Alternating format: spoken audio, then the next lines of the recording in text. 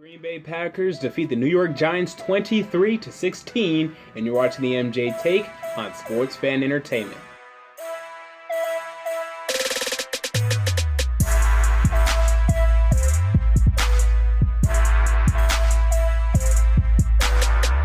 Take here on Sports Fan Entertainment. Green Bay Packers defeat the New York Giants 23-16. This video is coming a little late into the night, but I've been very busy today, and these videos have been late if you haven't noticed already. But here we are, and if you're still awake, you need to go to sleep. Let's talk about this game. So, very interesting game, you know. One of my guarantees of the week was that the Giants would compete in this game and they would cover the 7.5. And they covered, barely though, by 0.5, but hey, they covered.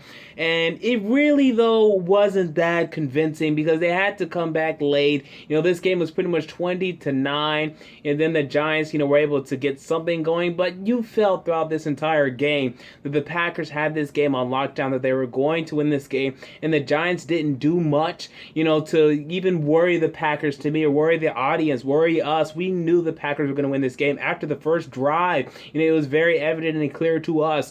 Today, Packers, I think there is some cause for concern with this football team. And I would not like to believe this is the case. I would like to believe that the Packers can still win this division because I had them winning this division. But, man, they're not as dominant as they should be. I mean, they're good. And because of their schedule, it's a very easy schedule. They're going to win 12, 13, maybe even 14 games this season. But, man, are they really going to win the Super Bowl this year? I'm not sure right now. I don't think this offense is nearly as potent, nearly as good as it should be. They had a great first half against the Detroit Lions. Aaron Rodgers had 4 touchdowns, no interceptions. Second half, they stalled. This game only put up 23 points. Aaron Rodgers was picked off twice by Janoris Jenkins. They ran the ball effectively when Eddie Lacy was in the game. When he led, James Starks didn't do much of anything. Jordy Nelson had a great touchdown catch today.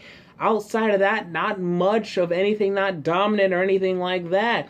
There is some cause for concern because, man, right now the Minnesota Vikings, man, they're playing great, okay? And you have to go to their level. They're the ones that are owning this division right now.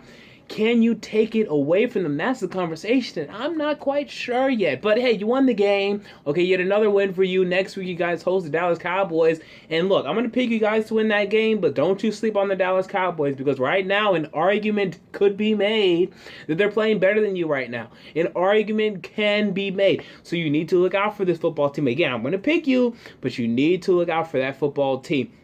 Your run defense is still pretty damn good today. I mean, no one of the Giants running backs could do anything. Orleans Darkwa had 7 carries, 11 yards. Bobby Rainey, 5 carries, 22 yards, which is pretty good, but only 5 carries. I mean, your run defense right now is the strong suit of your defense. The pass defense has issues, has lapses. Demarius Randall, I think, has been disappointing this year. Quentin Rollins has been okay, maybe even pretty good, but, the secondary, they're giving up big plays. They're letting up plays. They held Odell Beckham in check. Odell Beckham ended up having a touchdown today, but they held him in check for most of the day. But, for the entire season, I haven't been that impressed with their pass defense, but their run defense has been fantastic. And let's get to the New York Giants, okay? So the Giants, look, there's a problem right now, and it's a problem that none of us really foresaw before the preseason. Then during the preseason, during training camp, we said, this is a little bit of a problem, but no, it'll be all right. And then now we really have to address this.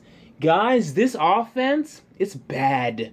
I think it's bad, not just underwhelming. I think it is B-A-D bad. You guys don't have a run game, okay? You haven't had a 100-yard rusher this season. You will not have a 100-yard rusher this season. I think Rashard Jennings is not bad. I think he's a guy that gets too much slack, too much hate, but he's not, a workhorse for you. He's never been. Andre Williams is out of there. Orleans Darkwa is nothing. Bobby Rainey is nothing. They're nothing, okay? Shane Vereen is more of a receiving back. You have no run game.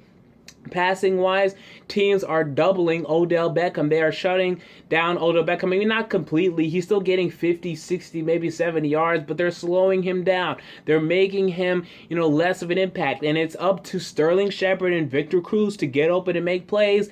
And they're not getting open and they're not making plays. I am so disappointed in Sterling Shepard lately, man. After week 1, I haven't seen much of anything from this guy. I didn't see much of anything from this guy today. Victor Cruz, inconsistent consistent. You know, he's not the same guy after these injuries.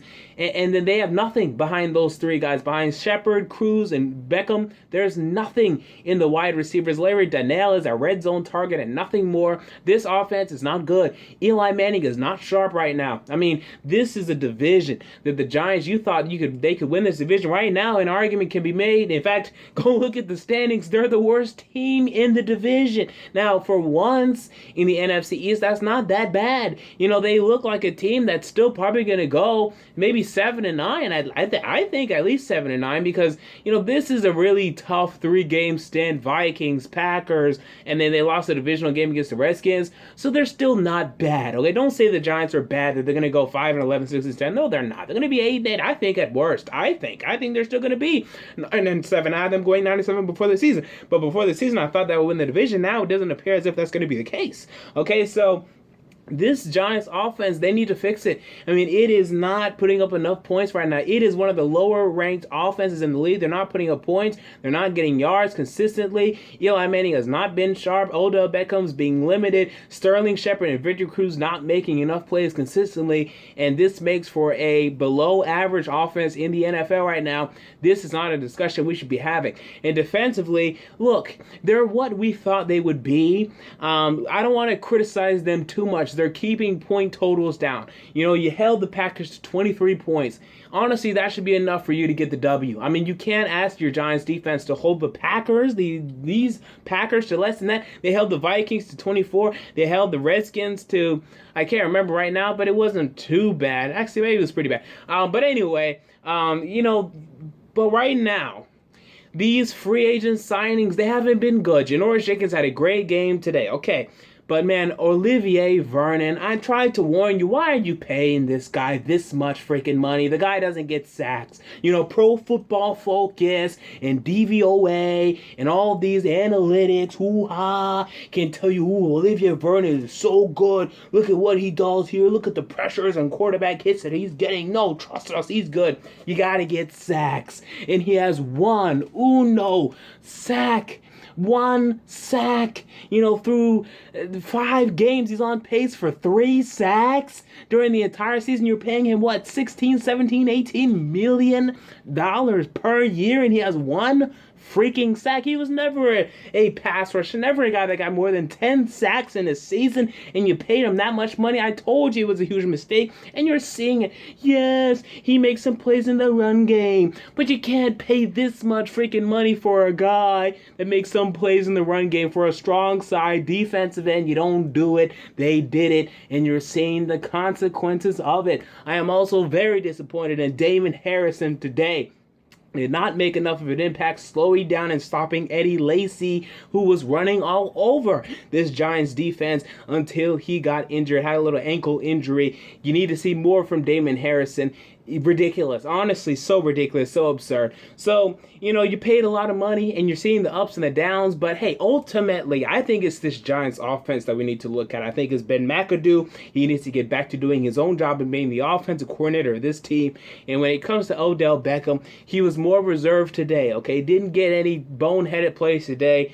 You know, didn't love, you know, the celebration. You know, the guy knows the camera's on him, but we've seen wide receivers do this before. I shouldn't be too shocked, but, you know, I don't think it's about him. I don't think it's about, you know, drama or anything like that. I just think this offense isn't functioning well, isn't working well. I think Sterling Shepard needs to play better. I think Victor Cruz needs to play better. I think Eli Manning, the quarterback of this football team, needs to play better.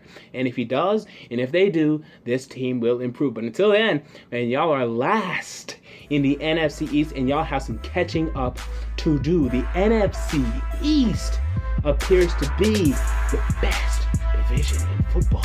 Don't tell anyone. So there you go. Those are my thoughts on the Sunday night football game. What are yours? Comment down below. I want to know. If you enjoyed the video, make sure to like and most importantly to subscribe. And until next time, this has been the MJ Take on Sports Fan Entertainment. I'm out. Peace.